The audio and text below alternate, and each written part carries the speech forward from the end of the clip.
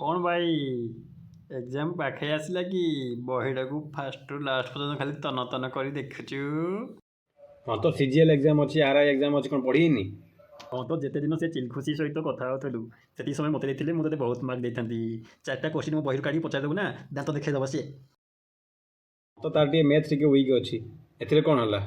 Math ଛାଡ଼ିକି ଆଉ ସବୁ କିଛି ତାର ୱିକ୍ ଅଛି, ବୁଝିଲ? ଯେତେବେଳେ ଆଉଟ୍ ଅଫ୍ ସିଲାବସ୍ କୋଶ୍ଚିନ୍ ଆସିବ ନା ସେତେବେଳେ ବୁଝିବ ସେ। ହଁ ତ ଏବେ ଆଉଟ୍ ଅଫ୍ ସିଲାବସ୍ ହିଁ ପଡ଼ିଛି, ଖାଲି ଏବେ ଜଷ୍ଟ ଦେଖିଦେଉଛି ଏଇଥିପାଇଁ ଯେ କେହି ସିଲାବସ୍ରୁ ନ ପଚାରି ଦେଉ କୋଶ୍ଚିନ୍। ଗ୍ରୁପ୍ ଷ୍ଟଡ଼ି କରୁଛି, ଏଥର ଟପ୍ କରିବି। ଗ୍ରୁପ୍ ଷ୍ଟଡ଼ି ନାଁରେ ସମସ୍ତଙ୍କୁ ଠକି ପାରିବୁ କିନ୍ତୁ ମୋତେ ନୁହେଁ। ଗ୍ରୁପ୍ ଷ୍ଟଡ଼ି କହୁଛୁ ବୋଲି ସମସ୍ତଙ୍କୁ କରୁଛୁ କିନ୍ତୁ ଲାଡଲେ ମିଆଉ। ତ ମୁହଁ ବନ୍ଦ କରିବୁ ନା କିଛି ତ ଷ୍ଟଡ଼ି ଟେବୁଲ୍ କାଢ଼ି ବାହାର ଫିଙ୍ଗିବି?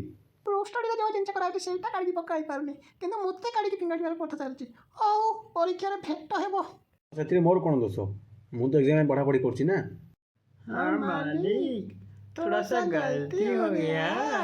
एसआई एग्जाम जल्दी होने वाला है, थोड़ा एग्जाम के लिए प्रिपेयर कीजिए।